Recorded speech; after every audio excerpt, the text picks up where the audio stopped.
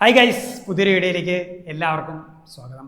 So LLM at government law colleges നമ്മൾ ചാനലിലൂടെ ധാരാളം കേരള ലോ എൻട്രൻസിൻ്റെ കണ്ടൻറ്റുകൾ ധാരാളമായിട്ട് ചെയ്യുന്നുണ്ട്. അപ്പോൾ ഒന്ന് രണ്ട് LLB കഴിഞ്ഞ് ഇരിക്കുന്ന രണ്ട് പേരും ചോദിച്ചു, സാർ ഈ ഗവൺമെൻറ് ലോ കോളേജിൽ PG LLM പഠിക്കണമെങ്കിൽ എങ്ങനെയാണ് പഠിക്കുക, അതിൽ ഏത് എൻട്രൻസാണ് എഴുതണം, അതിനെ പറ്റിയൊരു വീഡിയോ ചെയ്യുമോ, അതിൻ്റെ സിലബസ് അതിനെ പറ്റിയൊരു ചെയ്യുമോ എന്നൊക്കെ ചോദിച്ചിട്ടുണ്ടായിരുന്നു. അപ്പോൾ നമ്മൾ കഴിഞ്ഞ വർഷം നമ്മൾ ചെയ്തിരുന്നു. അപ്പോൾ ഈ വർഷം നമ്മളതിൻ്റെ കാര്യങ്ങളെപ്പറ്റി നമ്മൾ വരുന്നുണ്ട്.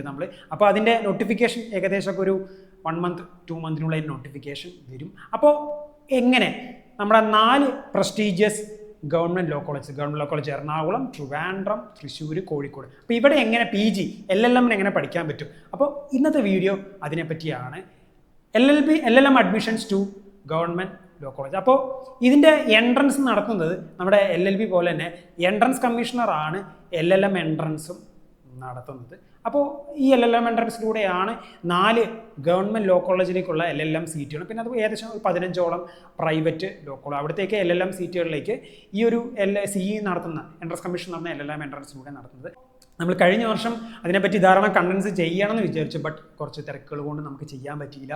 അപ്പോൾ ഇത്തവണ നമ്മൾ കുറച്ച് എക്സ്പാൻഡ് ചെയ്ത് നമ്മൾ LLM എൻട്രൻസിൻ്റെ കൂടുതൽ കണ്ടൻസും ക്ലാസ്സുകളും അതുപോലെ തന്നെയുള്ള എല്ലാ ഗൈഡൻസും കാര്യങ്ങളൊക്കെ ആയിട്ട് തരുന്നത്. അപ്പോൾ നമ്മൾ ഈ ചാനൽ റെഗുലറായി ഫോളോ ചെയ്യുന്നവർക്കറിയാം, നമ്മൾ ഒരുപാട് LLM എൻട്രൻസ് ഈ വർഷം വിളിച്ചു. അപ്പോൾ അതിൻ്റെയൊക്കെ കണ്ടൻസൊക്കെ ആയിട്ട് നമ്മൾ അതിൻ്റെ നോട്ടിഫിക്കേഷൻ കണ്ടൻസൊക്കെ ആയിട്ട് വരുന്നത്. ഇപ്പോൾ നമ്മൾ റീസെൻ്റ് ആയിട്ട് കണ്ണൂരും അതുപോലെ MGയുടെയും LLM എൻട്രൻസിൻ്റെ വീഡിയോസൊക്കെ നമ്മൾ ചെയ്യുന്നത്. അപ്പോൾ നിങ്ങളുടെ പ്ലേലിസ്റ്റ് പോയി കഴിഞ്ഞാൽ നിങ്ങൾക്ക് അതിൻ്റെ വീഡിയോസൊക്കെ നിങ്ങൾക്ക് കിട്ടും നമുക്ക്. അപ്പോൾ ഈ video exclusively for LLM at government law colleges. Government law college അതുപോലെ തന്നെ ഏകദേശം 15ഓളം വരുന്ന പ്രൈവറ്റ് ലോ കോളേജ്. അപ്പോൾ നമുക്ക് അതിൻ്റെ നോട്ടിഫിക്കേഷൻ അതുപോലെ അപ്പോൾ നമുക്കൊരു എപ്പോഴാണ് കഴിഞ്ഞ വർഷത്തെ നോട്ടിഫിക്കേഷൻ എപ്പോഴാണ് വന്നത്, അപ്പോൾ ഈ വർഷം നോട്ടിഫിക്കേഷൻ എപ്പോഴാണ് വരിക എന്നുള്ളതൊക്കെ നമുക്കൊന്ന് അനലൈസ് ചെയ്യാം. നമുക്ക് ഈ എൻട്രൻസ് കമ്മീഷൻ നടത്തുന്ന LLM എൻട്രൻസ് എഴുതാനുള്ള ക്വാളിഫിക്കേഷൻ എന്ന് പറയുന്നത് അക്കാദമിക് ക്വാളിഫിക്കേഷൻ എന്ന് പറഞ്ഞാൽ 50% 50% LLB പാസ്സാകുക.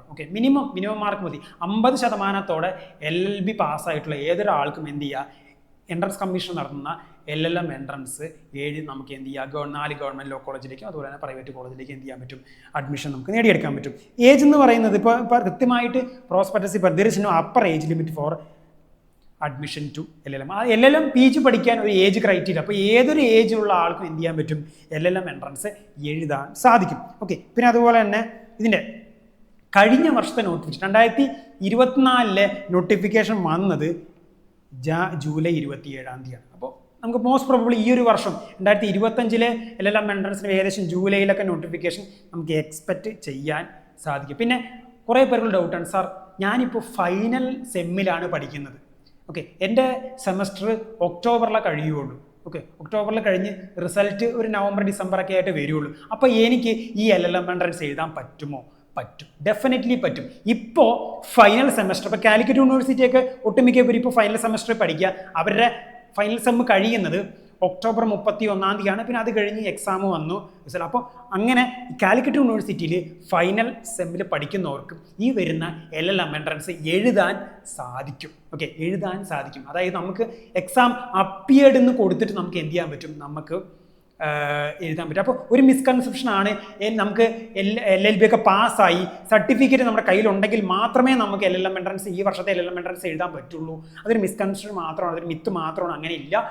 ഈ വർഷം ഫൈനൽ സെമ്മിൽ പഠിക്കുന്നവർ, ഒക്ടോബറിൽ കോഴ്സ് കഴിയുന്നവർക്കും എന്ത് ചെയ്യാൻ പറ്റും, LLM എൻട്രൻസ് എഴുതാൻ പറ്റും. ഇനിയിപ്പോൾ കോഴ്സ് കഴിഞ്ഞ് ഇനി ഫൈനൽ സെം എക്സാമാണ് നടക്കാനുള്ളത്.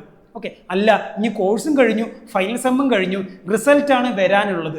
ഇവർക്കും എന്ത് ചെയ്യാൻ പറ്റും, ഈ എക്സാം എഴുതാൻ പറ്റും. അതായത് ഫൈനൽ സെമ്മിൽ പഠിക്കുന്നവർക്കോ, ഫൈനൽ സെമ്മ് കഴിഞ്ഞ് എക്സാമിൻ്റെ റിസൾട്ട് വെയിറ്റ് ചെയ്യുന്നവരോ, അല്ലെങ്കിൽ ഫൈനൽ സെമ്മ് കഴിഞ്ഞ് ഫൈനൽ സെമസ്റ്റർ എക്സാം വെയിറ്റ് ചെയ്യുന്നവർക്ക്, ഈ പറയുന്ന എല്ലാ ഗണത്തിൽപ്പെട്ട ആൾക്കാർക്കും ഈ വരുന്ന 2025 വരുന്ന LLM എൻട്രൻസ് എഴുതാൻ സാധിക്കും. അപ്പോൾ നിങ്ങൾ ഈ പറയുന്ന എല്ലാ ആസ്പിരൻസും എന്ത് ചെയ്യാൻ പറ്റും, ഒരു PG അഡ്മിഷൻ എന്ത് ചെയ്യുക, നമുക്ക് ഈ വരുന്ന LLM എൻട്രൻസ് എഴുതാൻ സാധിക്കും. അപ്പോൾ കഴിഞ്ഞ വർഷത്തെ നോട്ടിഫിക്കേഷൻ വന്നത് ജൂലൈ 27 പിന്നെ അതുപോലെ തന്നെ കഴിഞ്ഞ വർഷം എക്സാം നടന്നത് ഓഗസ്റ്റ് 25 എക്സാം നടന്നത്. നമ്മുടെ LLM എൻട്രൻസ് എന്ന് പറയുന്നത് കമ്പ്യൂട്ടർ ബേസ്ഡ് ടെസ്റ്റ്, ഓൺലൈൻ എക്സാമാണ്, കമ്പ്യൂട്ടർ എക്സാമാണ്. There will be 2 parts. Part A, part B 2 മണിക്കൂറാണ് ഡ്യൂറേഷൻ വരുന്നത്. അതുപോലെ തന്നെ ഈച്ച് ക്വസ്റ്റ്യൻസ് 200 ക്വസ്റ്റ്യൻസാണ് മൊത്തം ഉള്ളത്. ഈച്ച് ക്വസ്റ്റ്യൻ 3 മാർക്കാണ്, നെഗറ്റീവ് മാർക്കിംഗ് ഉള്ളതാണ്. ഓക്കെ, അപ്പോൾ ടോട്ടൽ 600ലാണ് നമ്മുടെ ടോട്ടൽ വരുന്നത്. നമുക്ക് നമ്മുടെ ഈ LLM എൻട്രൻസിൻ്റെ സിലബസ് നമുക്ക് നോക്കാം. ഓക്കെ, ഞാൻ പറഞ്ഞു പാർട്ട് എയും പാർട്ട് ബി 2 പാർട്ടായിട്ടാണ് വരുന്നത് എന്ന് ഞാൻ പറഞ്ഞു. ഓക്കെ, പാർട്ട് എയിലെ സബ്ജക്ട്സ് എന്ന് പറയുന്നത് ഇതൊക്കെയാണ്: jurisprudence, constitution law, law of crimes, law of contract. Okay, അപ്പോൾ ഈച്ച് സബ്ജക്റ്റിന് 25 ചോദ്യങ്ങളാണ്, മൊത്തം 100 ചോദ്യങ്ങളാണ് വരുന്നത്. അപ്പോൾ പാർട്ട് എ മെയിൻ സബ്ജക്ട്സ് എന്ന് പറഞ്ഞാൽ jurisprudence, constitution law, law of crimes, law of contract. Okay, law of crimes ഇത്തവണ IPC പഠിക്കണോ, BNS പഠിക്കണോ, അല്ലെങ്കിൽ പഴയ CRPC പഠിക്കണോ, BNSS പഠിക്കണോ? അപ്പോൾ അതിൻ്റെ ക്ലാരിഫിക്കേഷൻസ് ഒക്കെ ഇത്തവണ പ്രോസ്പെക്ട്സ് വരുമ്പോൾ അതിന് ക്ലാരിഫിക്കേഷൻ ഉണ്ടെന്ന് നമുക്ക് പ്രതീക്ഷിക്കാം. അപ്പോൾ പാർട്ട് എ സബ്ജക്ട്സ് 3 സബ്ജക്ട്സ് ഉണ്ട്. ഓക്കെ, 4 സബ്ജക്ട്സ് ഉണ്ട്. ഈച്ച് സബ്ജക്ട്സിൽ നിന്ന് 25 മാർക്ക് ക്വസ്റ്റ്യൻസ് ആണ് ചോദിക്കുന്നത്. ടോട്ടൽ 100 ക്വസ്റ്റ്യൻസ് ആണ് പാർട്ട്. ഇനി പാർട്ട് ബിന്ന് മെയിനായിട്ട് വരുന്നത് പില്ല്, public international law, administrative law, law of property, company law, interpretation of statutes, law of torts. അപ്പോൾ പാർട്ട് ബിന്ന് മൊത്തം 6 സബ്ജക്റ്റ് ആണുള്ളത്. അതിലെ പില്ലിൽ നിന്ന് 20 ചോദ്യങ്ങൾ, പബ്ലിക് ഇന്റർനാഷണൽ നിന്ന് 20 ചോദ്യം, അഡ്മിനിസ്ട്രേറ്റീവ് ലോ നിന്ന് 20 ചോദ്യങ്ങൾ, ലോ ഓഫ് പ്രോപ്പർട്ടിയിൽ നിന്ന് 20 ചോദ്യങ്ങൾ, കമ്പനി ലോ നിന്ന് 20 ചോദ്യങ്ങൾ, ഇന്റർപ്രിട്ടേഷൻ ഓഫ് സ്റ്റാറ്റ്യൂട്ട്സ് നിന്ന് 10 ചോദ്യങ്ങൾ, ലോ ഓഫ് ടോർട്സ്, അങ്ങനെ ടോട്ടൽ 100 ചോദ്യങ്ങൾ. അതായത് പാർട്ട് എയിൽ നിന്ന് 100 ചോദ്യങ്ങൾ, പാർട്ട് ബിയിൽ നിന്ന് 100 ചോദ്യങ്ങൾ. ഓക്കെ, അങ്ങനെ ടോട്ടൽ 200 ചോദ്യങ്ങൾ. പാർട്ട് എയിൽ 4 സബ്ജക്റ്റ്, 25 × 25 ചോദ്യങ്ങളാണ് ഈ സബ്ജക്റ്റിൽ നിന്ന് വരുന്നത്. പാർട്ട് ബിയിൽ നിന്ന് 6 സബ്ജക്ട്സ് ഉണ്ട്. ഓക്കെ, അപ്പോൾ ഇത്രയും കാര്യങ്ങളാണ് ഇതിൻ്റെ നമ്മുടെ സിലബസ്, എൻട്രൻസിൻ്റെ സിലബസ് എന്ന്. അപ്പോൾ കമ്പ്യൂട്ടർ ബേസ്ഡ് ടെസ്റ്റ് ആണ്. ടോട്ടൽ 200 ക്വസ്റ്റ്യൻസ് ഉണ്ട്, 600 മാർക്കാണ് ടോട്ടൽ വരുന്നത്. 2 മണിക്കൂർ സമയം, നെഗറ്റീവ് മാർക്കിംഗ് ഉണ്ട്. സബ്ജക്ട്സ് ഇതൊക്കെയാണ്. ഇനി ഏതൊക്കെ കോളേജിലാണ്, ഏതൊക്കെ സബ്ജക്ട്സ് ആണുള്ളത്, എത്ര സീറ്റുകൾ ഉണ്ട് എന്നുള്ളതൊക്കെ അതിനെപ്പറ്റിയൊക്കെ നമ്മൾ ഇനി വീഡിയോസ് നമ്മൾ വരുന്നുണ്ട്. അപ്പോൾ വെയിറ്റ് ഫോർ ദ കണ്ടന്റ്. അപ്പോൾ ഇത്തരം കാര്യങ്ങളാണ് പ്രധാനമായിട്ട് ഈ ഒരു വീഡിയോയിൽ നമ്മൾ മെയിനായിട്ട് ഫോക്കസ്. അപ്പോൾ ഈ വർഷം നമ്മൾ LLM എൻട്രൻസുകളെ പറ്റി നമ്മൾ വേരിയസ് കണ്ടന്റ്സ് നമ്മൾ ഓൾറെഡി നമ്മൾ അപ്ലോഡ് ചെയ്തു. ക്യുസാറ്റിൻ്റെ LLM എൻട്രൻസിനെ പറ്റി നമ്മൾ കണ്ടന്റ് ചെയ്തു. അതുപോലെ കണ്ണൂർ, MG ഒക്കെ നമ്മൾ ചെയ്തു. നമ്മൾ ഇനിയും ക്ലിയർ ആണ് നമ്മൾ പ്രധാനമായിട്ട് വരാനുള്ള അടുത്ത എൻട്രൻസ്. അപ്പോൾ ഈ വർഷം ഫൈനൽ സെമ്മിലൊക്കെ പഠിക്കുന്നവർക്ക് എന്ത് ചെയ്യുന്നത്, ഈ ഒരു പീരീഡ് ഫൈനൽ സെമ്മിലൊക്കെ പഠിക്കുന്നവർക്ക് എന്ത് ചെയ്യാൻ പറ്റും, ഈ ഒരു LLM എൻട്രൻസ് എഴുതാൻ സാധിക്കും. നമ്മൾ കൂടുതൽ കണ്ടന്റ്സ് ഒക്കെ വരുന്ന ക്ലാസ് വീഡിയോസും അതുപോലെ ഗൈഡൻസും കാര്യങ്ങളൊക്കെ ആയിട്ട് നമ്മൾ ഇനി വരുന്നുണ്ട്.